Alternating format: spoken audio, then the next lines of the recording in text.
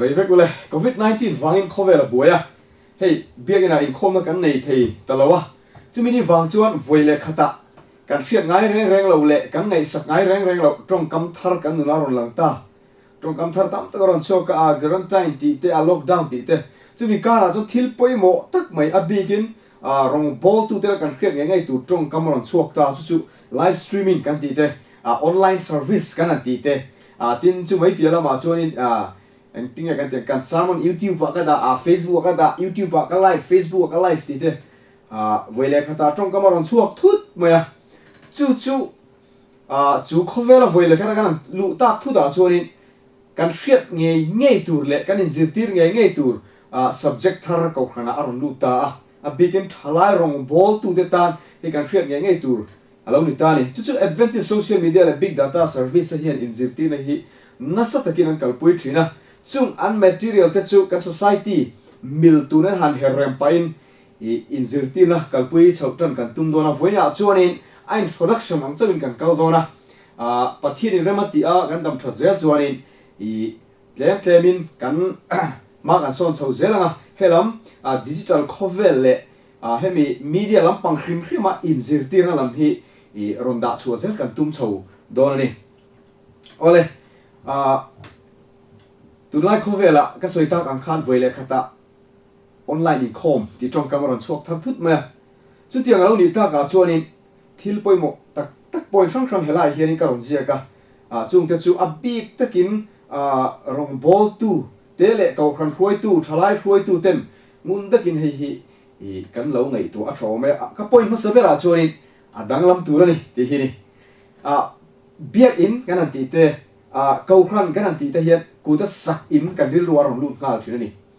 nếu mà sẽ là Bible cái này chọn khôi muốn bộ ni sẽ là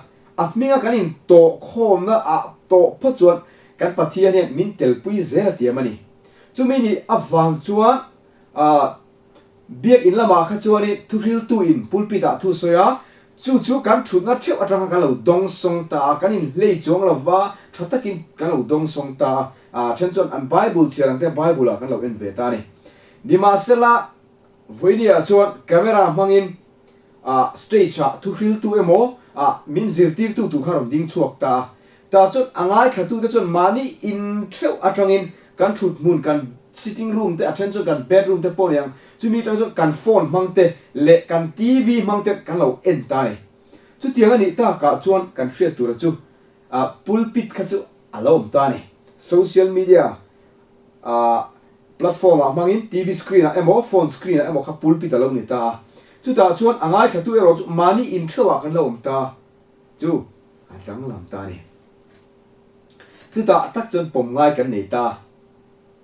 adhere tu te le broadcast tu te hian biak in ang diak ka thil omvek tura kan ngai chuanin thei lo ninga tinge physical takin mun adang lama kan khol man adang lama tin mi pui te po in angai thatu te ne kan in nai dan atele thil tam ta setting sa han adang lam ta chu wang chon kan ril ruwa kan put phot tu chu hemi online in khom te live streaming kan tinga te adang lam tura ni chumi danglam tura ni ti rilu kharang chuan ke mani kan lo in adjust sena tura kha kan in rin lok kha ngai ta ni ole interactive tools antia chu interactive hanti chot ngai khatu te le thu soi tu te te kan in chom ton thene tu kan in biak po ton thene tu kha ni ta ni biak na chon min sarmon thata kan soi chot lo hallelujah pop metlar nuwa chu ta chon lo hallelujah pop chuanin thu soi tu hi chom me an phu zo so the ni ni ma se la voi ni a chuan mani ina kan hallelujah ang mala thu sei tu khana khra thelo ta ni chumi ni wang chuan in interactive tools kan ti live chat kan ti te social media mang te real time interaction kan ti te tam ta om the ni ma se voi ni a chuan YouTube te Facebook te kan mang ta chumi tanga kan man tang kai the chu live chat kan man the na tu chu YouTube aton live chat button ama tin Facebook a po om hala tin chumi lo po chu TV lam po ni se WhatsApp mang te khan live chat na tur emo lo in chom ton thena tur platform kha siam the ta ni mitam tak chun hin du lo tu soi lai nga tinge lo type ko la anti mai thei ma se azirmi ta chon ti an ti tlat mai ni talai le kan tu soi ngai thatu tam jok te kha social media chu an om reng to ni Facebook emo YouTube ka social media thang ni khami chung han om reng to mo chu bang chonin lak na vok kha thelo ni tin na china ka soi to ta kan kha azil mi de chon thalai no pangjok te phei chu social media thil danga an man ain live chat manga aron tel khat an nil ru peng tur avenga titani chu entina angani mani ina an lo entani WhatsApp an lo khoi mot mol thawa invent tak tak thelo mai the invent chu that thurolin khata tak khan i a mo mani phone an lo enta a i mundanga group dang vela valu ai ka chon live chat manga khela athu soi tu na me chu a thale mai amo karil ru ne le mai khalai bible changa hanti te ka atra me mai tin athu soi tu te hianin live chat lama antu soi tha ngai kha tu tem kha athu soi than ti lai te kha lo no chok tu le lo ziak tu kan som zok tu ni chu interaction ngai kha tu le ngai kha tu le a soi tu te kan lo in direct kan lo in direct na tu mo kan lo in po ton na tu kan lo in biak po na tu ra a o ma kha atra me mani a point pathum na point mo em a hun ti reisu biak ina kan thu soi ain social media kal tlanga kan thu soi a toy nge tu ra ni ngai kha tu te ta na phone kim si ma se toy sin service kan kal pui tu ra ni ole a point dang le a chuanin ngai kha tu te nen in na izok in tin point ka ron da ni in khom pui thu soi tak maya a tu te emo mi pui abroad te maya va ti a chon mi ngai kha tu zong te u ti a chon ole nang kha tiang chi te tuna ithin lunga khan han tiang chi mi mal tak me avakok chat ang tong kam kha kan mang zok tu rani ngati nge kan ti chon mi puin a hu hoin lian takin an en lawa mi mal tinin a lian bera po ma li chung kwa tang mi pali panga te lo enta chu wang zon an mi mal nun khoi ang khan tu soi tu ten tong kam kan mang tu ole tuna ithin lung tak kha lalpan a khoi me kani ti tong kam ang te kan mang zok tu ni mi ngai kha tu zong te u lalpa chu i lo mang u han tiangot ang chi te azau lu tu ka chuai chon ami mal chat kha kan zuk target zok tu rani tin chu mai la ni lo camera kan man hian ka soi tak ang khanin in khom live stream kan ti anga the chon i hey stage zau tak ti lan bang he moi lo ni stage kan ti lang don ani chuan a stage ka kan ti lang don ni chuan moi takin musical instrument te emo a thu thleng te mo engamo rem kha om tu rani ma se du thu sa ma chon ngai kha tu te an ena hu nom tur le an imi nge ne na yang ni kan tiang eye contact om thena turin ko nga chin chung lam hi ni theisela mo ko nga chin chung lian te lekin lang theisela chumi ni chu tiang ani chon anga tha tu te na khan in nai zo angin thin lung kha ai nai du zo kan in te ni zirmi te chon then kan live stream na kha when kan live stream ta a zani nak tu ka ngai thave man lo tam ta kanom thei khang mi tan an enzel thei dura ta la a record da kha mo da lan zela kha atra em ani tin YouTube le Facebook vela chon ngai thatu ten chan vo an nei mumal thelo ni chumi ni wangton khai ko khan bill kan ti te chon school sawa school Sunday school ti ang chi te a soi ho na ta chon application dang man athani chu hei tu la em chu Zoom an ti hin mang thinen hei a free a Zoom here free wangin hei e man thiam kan tung tu hei Android ta le Apple a i download mai thei turin application ama chu mi phang chuani ati ang chi hian mi tam ta khata khani pat kan la theya chu e YouTube a te Facebook a te so ngai khatun oma ngai khatun om le to pa ma se angai khatu te khan chan an nei ve lo ni chu mi ni wang ngai khatu ten chan an ve nei ve thena tura ta khan mi group clap te zo kina i class pek nan te Sabbath school zina tan te a Sunday school zina tan te pathian tu soi ho na tan te chuani YouTube Facebook te khan heng Zoom kan tiang chi the a thadai zo kani